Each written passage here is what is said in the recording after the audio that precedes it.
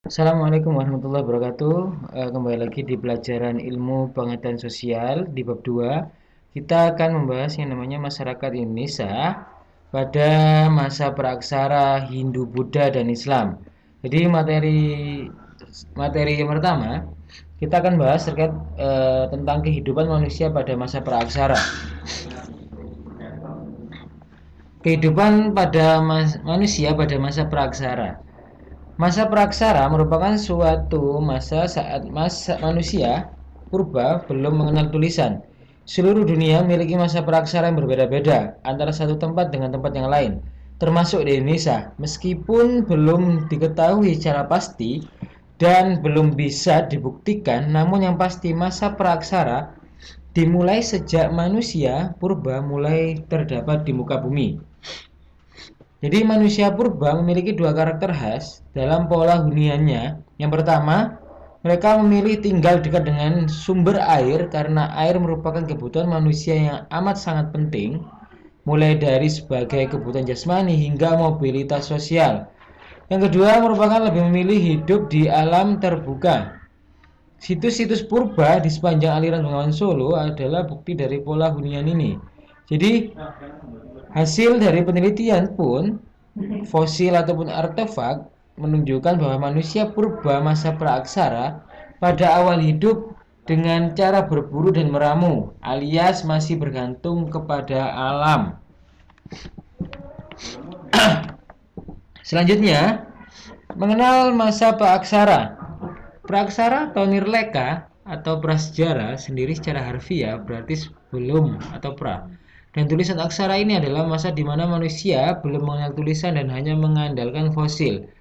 Fosil itu adalah sisa makhluk hidup yang telah membatu, dan artefak sisa peralatan manusia yang telah membatu untuk mempelajari kehidupannya. Jadi selanjutnya ialah periodisasi masa praaksara berdasarkan geologi. Yang pertama adalah masa Arkeozoikum, yang dimana zaman yang berlangsung kira-kira pada 545 sampai 450 juta tahun yang lalu. Yang kedua, zaman ini kulit bumi masih dalam tahap pembentukan sehingga kondisi bumi belum stabil.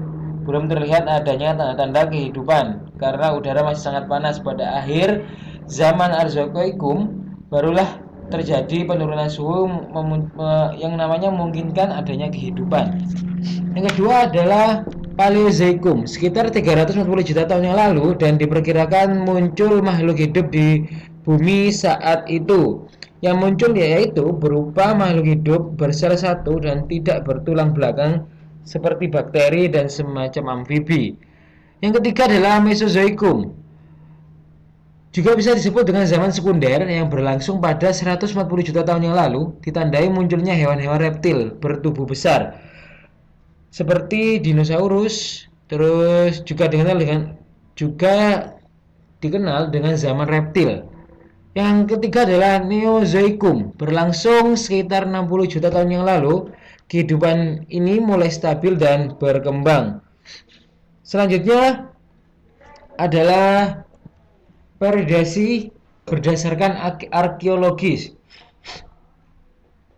Yang pertama, pembabakan zaman praaksara ini berdasarkan pada benda-benda peninggalan yang dihasilkan oleh manusia.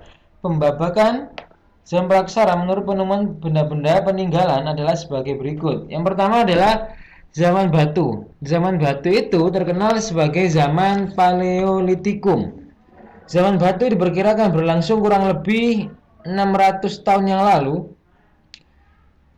Kehidupan manusia masih sangat sederhana, hidup berpindah-pindah atau bisa disebut dengan nomaden, dan bergantung pada alam. Mereka memperoleh makanan dengan cara berburu, mengumpulkan buah-buahan, umbi-umbian, serta menangkap ikan. Cara hidup seperti ini dinamakan food gathering. Jenis peralatan digunakan pada zaman batu tersebut masih sangat kasar atau kapak dan sebagainya. Itu disebut dengan zaman batu. Yang kedua adalah zaman batu pertengahan atau disebut dengan Mesolitikum. Zaman batu pertengahan diperkirakan berlangsung kurang lebih 20.000 tahun silam. Pada zaman ini, kehidupan manusia tidak jauh berbeda dengan zaman batu tua, yaitu berburu, mengumpulkan makanan, dan menangkap ikan. Yang ketiga adalah zaman batu muda. Pada zaman batu muda, kehidupan manusia praksara sudah berangsur-angsur hidup menetap. Manusia pada zaman ini sudah mulai mengenal cara bercocok tanam, meskipun masih sangat sederhana. Selain kegiatan berburu yang masih tetap dilakukan, manusia purba pada masa Neolitikum atau zaman batu muda sudah bisa menghasilkan bahan makanan sendiri atau biasa disebut dengan food producing.